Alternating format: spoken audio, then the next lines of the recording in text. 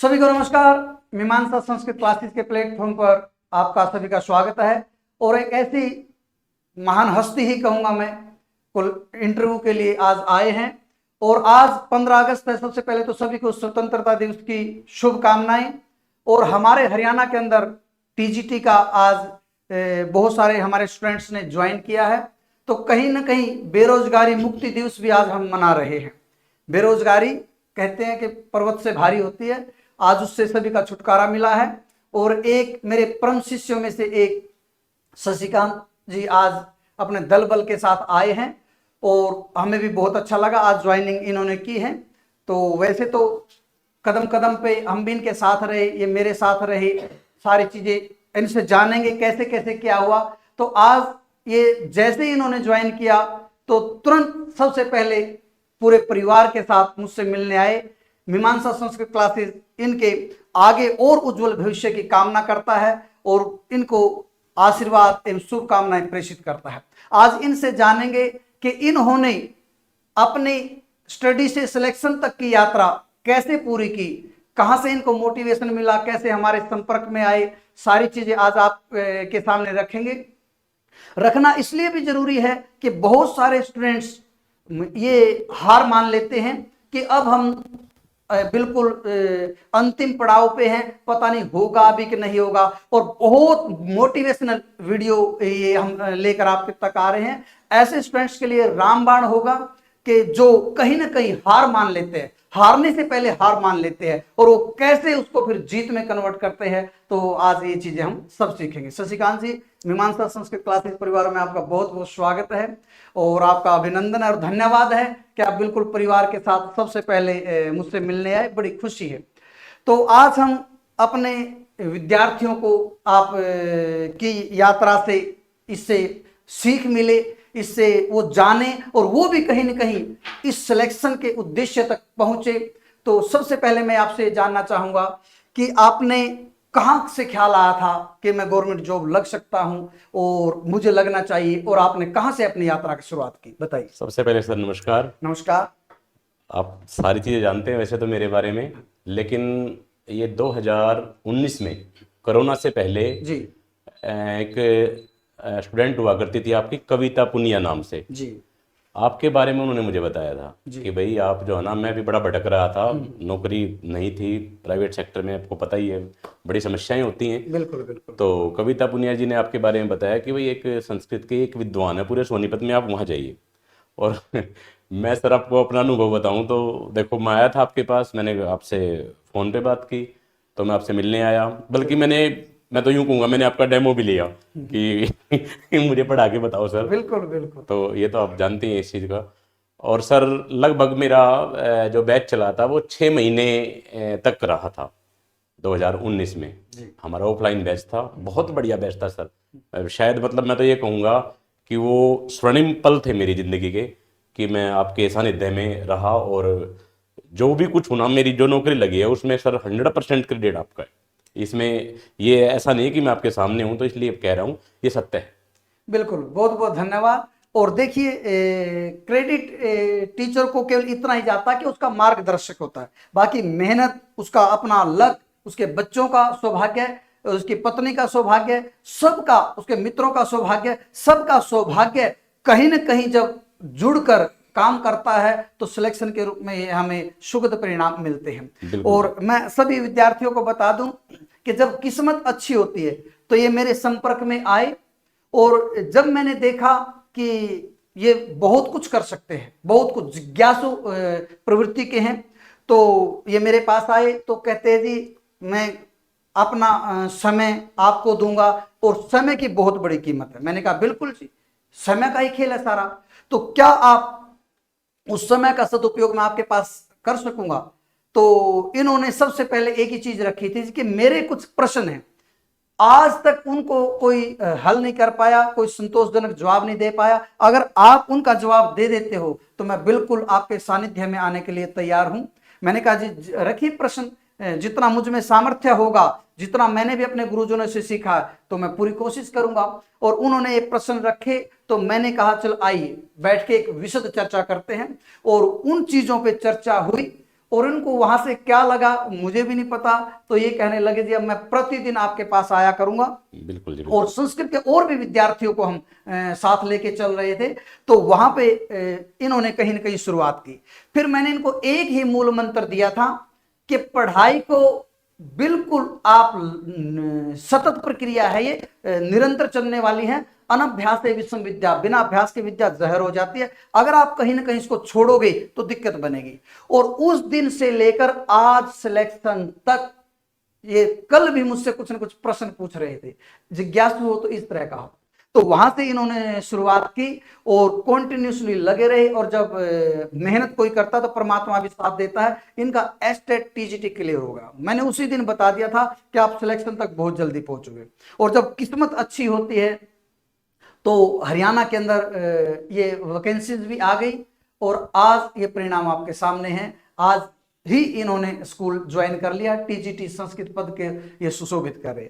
शशिकांत जी, जी sir, और आप students को क्या मैसेज देना चाहोगे कि कभी हार माननी चाहिए या पढ़ाई छोड़ देनी चाहिए या क्या करना चाहिए? क्या मैसेज आप सर स्टूडेंट्स को देना चाहोगे? नौकरी का एक दिन की प्रक्रिया नहीं होती और ना ही हो सकता है कि एक साल की हो। बिल्कुल ये सब बड़ा लंबा प्रोसेस होता है। इसमें तो ऐसा होता है कि हम कंटिन्यूसली हम काम करेंगे तो हमारी नींव पक्की बनती जाएगी। क्योंकि ना आज जो एग्जाम होते हैं, जो वो कंपटीशन है जो आज, वो बहुत हाई लेवल पर है। सीधे सीधे क्वेश्चन नहीं पूछे जाते, सीधे सीधे प्रश्न नहीं पूछे जाते, बिल्कुल बिल्कुल बड़ा घुमा के पूछते हैं। तो उसके लिए मैं तो यही कहूँगा, जितने भी मेरे जूनियर हैं, जो मेरे से छोटे हैं या मेरे से बड़े हैं, जो तैयारी में हैं, और जो मीमांसा संस्कृत परिवार के सदस्य हैं, उनको भी मैं यही कहूँगा, जो अभी तैयारी में लगे हुए हैं, बहुत सारे अभी डीएसएसबी की आएंगी या केवीएस की आएंगी, जिसकी भी आएंगी, मैं एक ही बात कहूँगा कि सर की कलाई पकड़ लो, छोड़ना नहीं है। तो वो 6 महीने लगे, साल लगे, 2 साल लगे, कितना भी टाइम लगे, जब तक सिलेक्शन ना हो तो छोड़ना नहीं है। मैंने छोड़ा नहीं था आपको। मेरा मेरा तो एक ही अनुभव है कि मैंने आपको छोड़ा नहीं था। 2019 से 2024 अब हो गया, इतने साल में आपसे कोई वीक ऐसा नहीं गया जिसमें मैंने 2-3 बार आपसे ना पूछा हो, ना बात की हो। सर, बिल्कुल। ये निरंतरता बनाए रखना पड़ेगा सबको, तभी ये संभव है। और इन विद्यार्थी की एक बहुत खासियत रही है। और मैं तो अपने बारे में क्या कहूं, इन्होंने यदि रात के 12 बजे भी दिमाग में प्रश्न आया, दिमाग घूमा कि ये प्रश्न कैसे हो सकता है, रात के 12 बजे भी इन्होंने कॉल किया तो मैंने इनका कॉल रिसीव किया। क्योंकि हम संस्कृत और संस्कृत अनुरागियों के प्रति एक लगाव कहिए या एक समर्पण कहिए या एक जिंदगी का त्याग कहिए कि संस्कृत के विद्यार्थी, देखो मैं आपको चीज बता देता हूं। आप कई बार सोचते हो कि ये चीज हमें नहीं आती, उसमें कारण ना आने के प्रति कारण आप नहीं हो। हमारे देश की देश काल परिस्थितियां ऐसी हैं कि यहाँ पर संस्कृत अध्ययन अध्यापन विशेषकर उत्तर भारत में मैं ये मानता हूं कि कहीं ना कहीं कमी है। उस लेवल, उस स्तर का नहीं है जिस स्तर पे जाके हमारी परीक्षा ली जाती है नौकरी के लिए। तो विद्यार्थी अपने आप को ये मान लेता है कि मुझे ये चीज नहीं आती, ये नहीं आती, ये नहीं आती, तो मैं पता नहीं कर पाऊंगा कि नहीं कर पाऊंगा। आप जागो, उत्तिष्ठ, जागृत, वरान प्राप्य निबोध, उठो, जागो और श्रेष्ठ वरों को प्राप्त करके अपने आप को कहीं ना कहीं उद्बुद्ध मानो, जागा हुआ मानो। अगर आप कहीं ना कहीं इन्फेरिटी कॉम्प्लेक्स का शिकार होंगे, आएगा कि नहीं आएगा, अधूरे मन से काम करोगे तो नहीं होगा। मन के हारे हार है, मन के जीते जीत। और इस विद्यार्थी का यही एक उदाहरण है कि इन्होंने लगातार पढ़ाई को छोड़ा नहीं, लगातार हमारे साथ रहे और आज ये सुखद परिणाम इनको मिले। आज आपने सरकारी नौकरी को ज्वाइन कर लिया, कैसा लग रहा है? बस सर पूछो ही मत मेरे पास कोई शब्द नहीं है। देखो, ये पल ऐसा होता है क्योंकि जिंदगी चलती है हमारी इससे।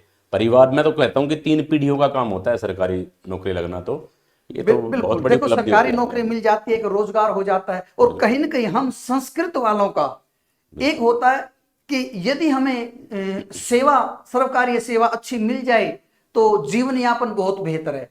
बाकी और विषयों की तरह संस्कृत वाले जा सकते हैं, बहुत सारी अपॉर्चुनिटीज। हम कभी एक वीडियो लेके आएंगे कि संस्कृत पढ़ के आप कहां कहां कामयाब हो सकते हैं। परंतु कहीं ना कहीं एक आम समाज में जो धारणा है कि संस्कृत वाले ना तो कोई अन्य काम कर सकते, ठीक है ना, पूजा पाठ में कर सकते हैं, वो भी कितने करेंगे। तो सर्वकारी सेवा एक बहुत बड़ा उद्देश्य होता है। और आज इनको मिली है तो ये आज बहुत खुश हैं। इसके साथ साथ मैं भी खुश हूं, क्योंकि किसी भी विद्यार्थी की सफलता ही अध्यापक की सफलता होती है। अध्यापक जितना मर्जी अच्छा होता है, जितना मर्जी हो, अगर उसका स्टूडेंट सफल नहीं है तो उसका जो सर्टिफिकेट सफलता का होता है उसको नहीं दिया जा सकता। तो आज इनको बहुत बहुत शुभकामनाएं, और पूरा परिवार आया है। और एक इनके परम मित्र, वो हमारे भी परम मित्र हैं, जो कदम से कदम मिला के हमारे साथ चले हैं, कंधे से कंधा मिलाकर सभी दुख सुख में साथ रहते हैं। मैं उनका परिचय कराना चाहूंगा। आइए सर एक बार।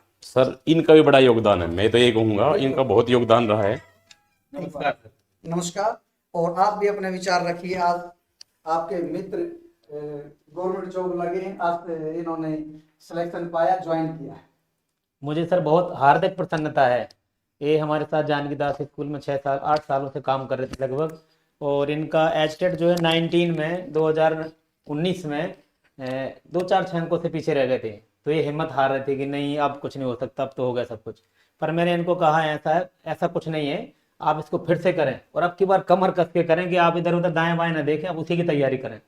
और बार बार इनको हो सकता है मैं बीच बीच में थोड़ा रोकता टोकता रहता था, हो सकता है इनको उस समय बुरा लगता होगा, पर वो जब कामयाबी मिल जाती तो फिर वो बुराइयां जो है सब दब जाती हैं, अच्छाइयां दिखती हैं।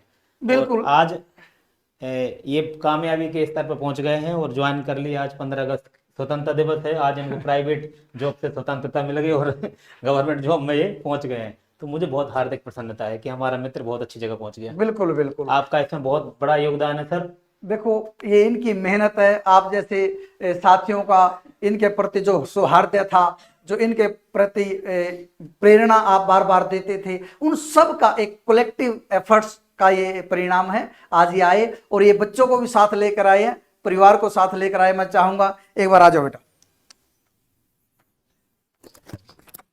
ये हाथ में ले लो, ये लो, नहीं बोलो, चलो आ जाओ, सामने आइए।